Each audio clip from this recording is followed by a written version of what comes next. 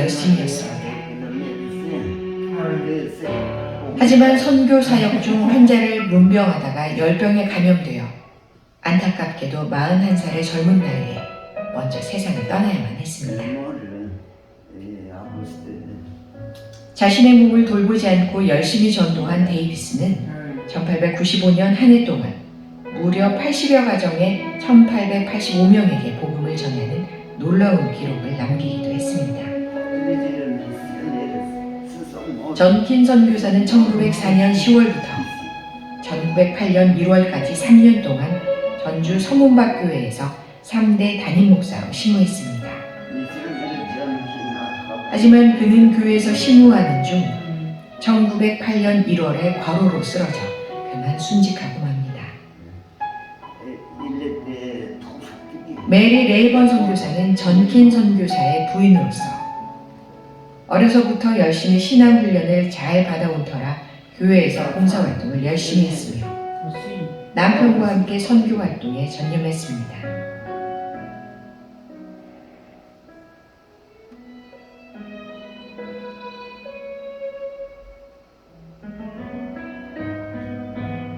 (1905년) 완산동 은성리에 위치한 전주교회는 지금의 전주천을 건너 전주 부중으로 옮겨와 서문역 현재 위치에 800여 평의 땅을 구입하고 선교사들의 협력과 교인들의 노력으로 예배당을 건축했습니다.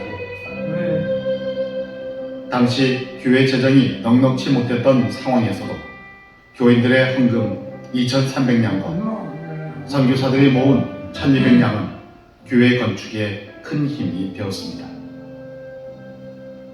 예배당의 좌석 배치는 휘장을 쳐서 남성과 여성의 좌석을 각각 구분하였습니다.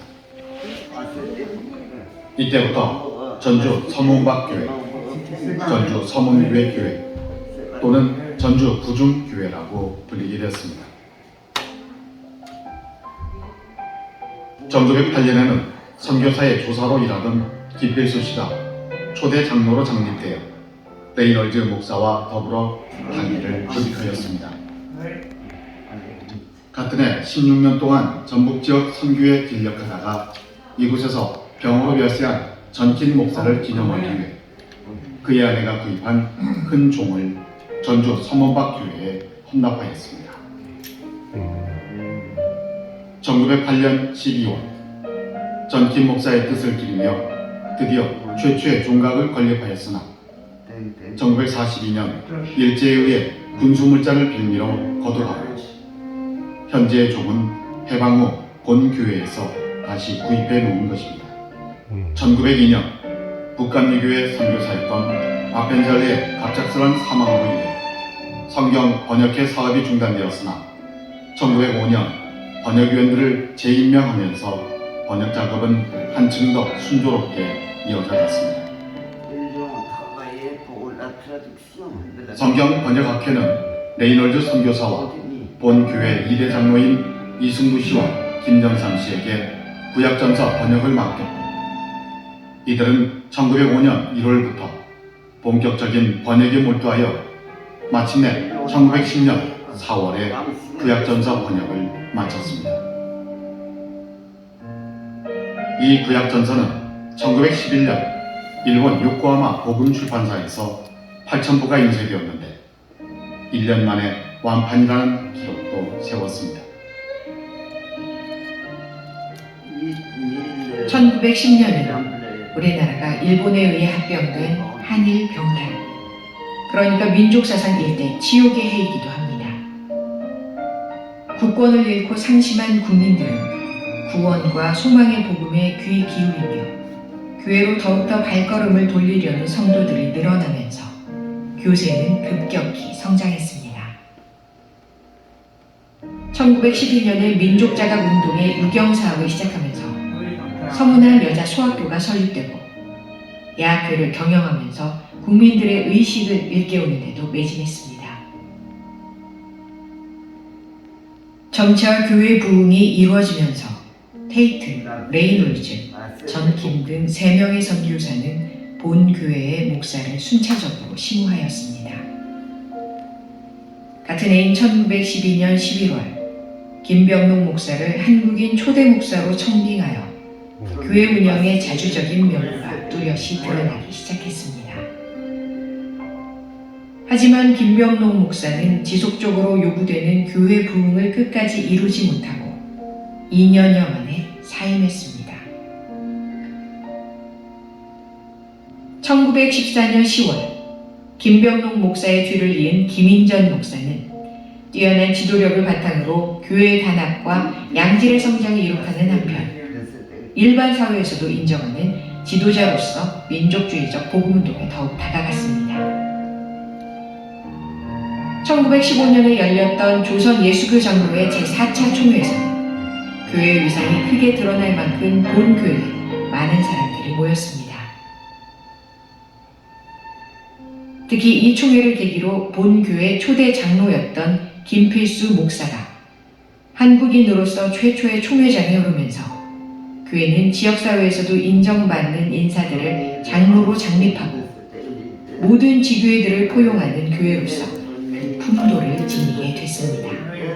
김인전 목사는 서울에서 독립선언서를 가져온 이명신으로부터 독립만세 운동의 계획을 전해 듣고 1919년 3월 13일 전주 장날을 시점으로 독립만세 운동과 함께 동참하기로 결정했습니다.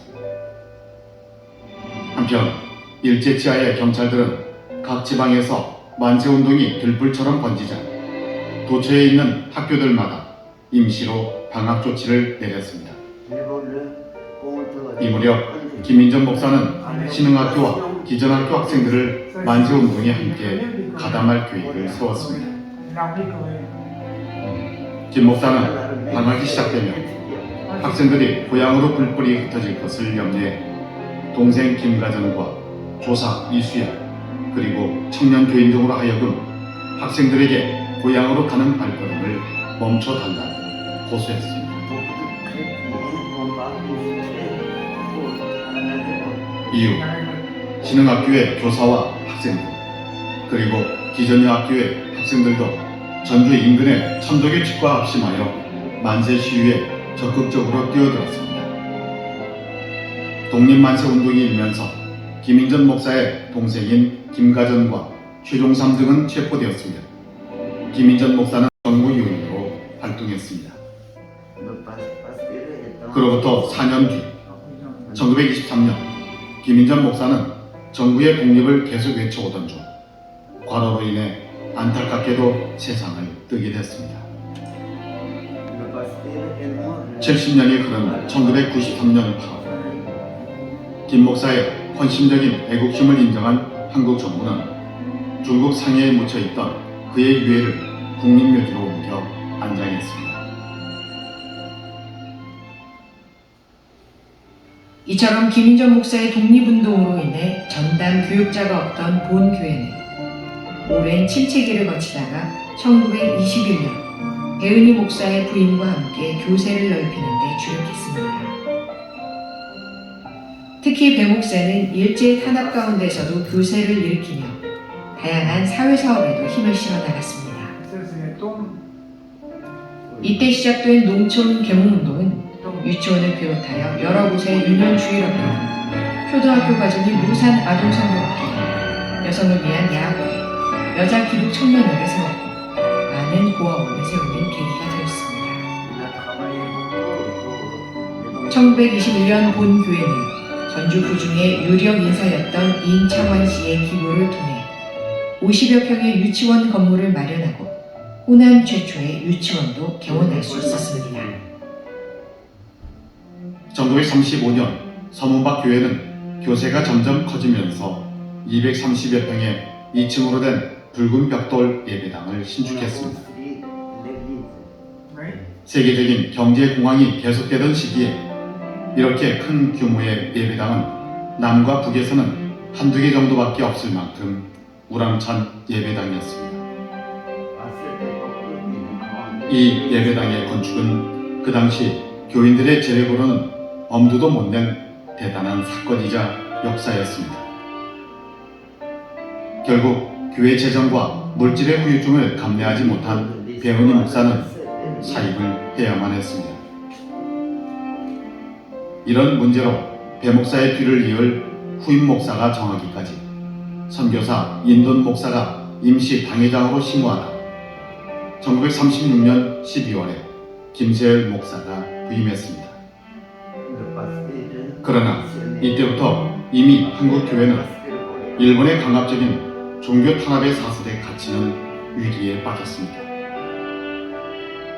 이런 상황에서 부임한 김세열 목사는 교회의 부흥과 교세의 확장에 어떠한 의지도 제대로 펼칠 수가 없었고 신앙의 핍박 속에서도 교회를 이끌어가기 위해 안간힘을 다해야만 했습니다.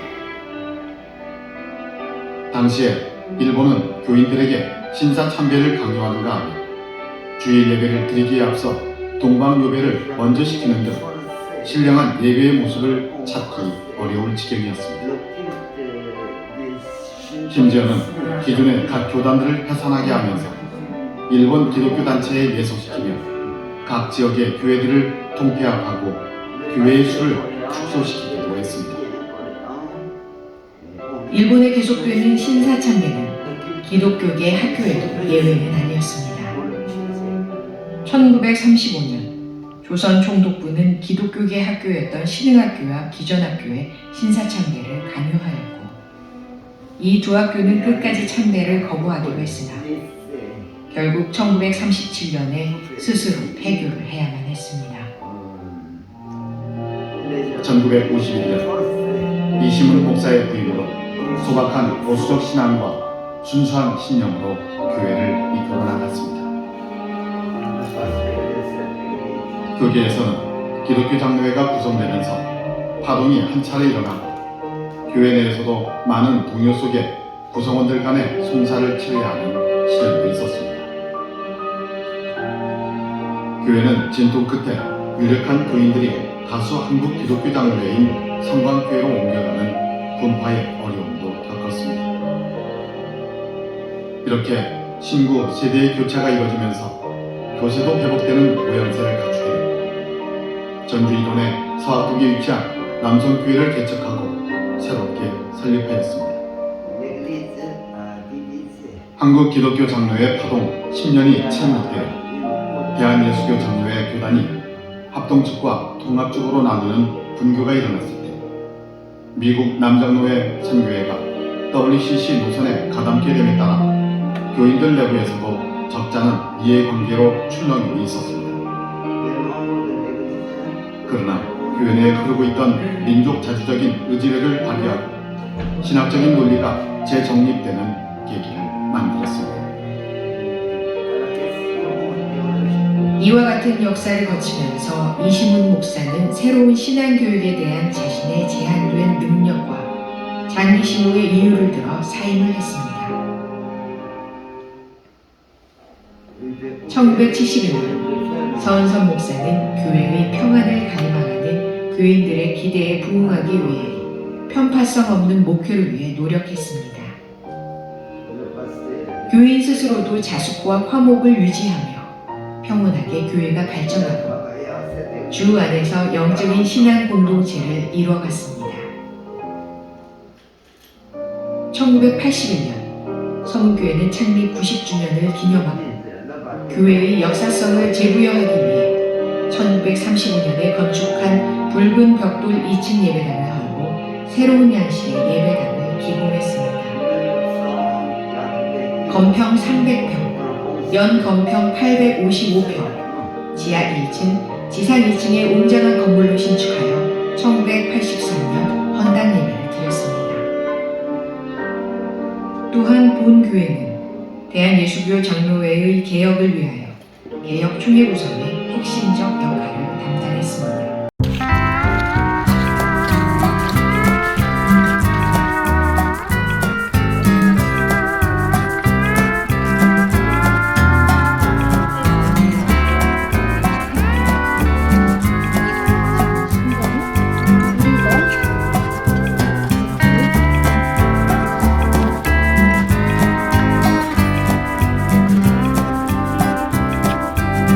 지금 선교사 묘역을 가고 있습니다.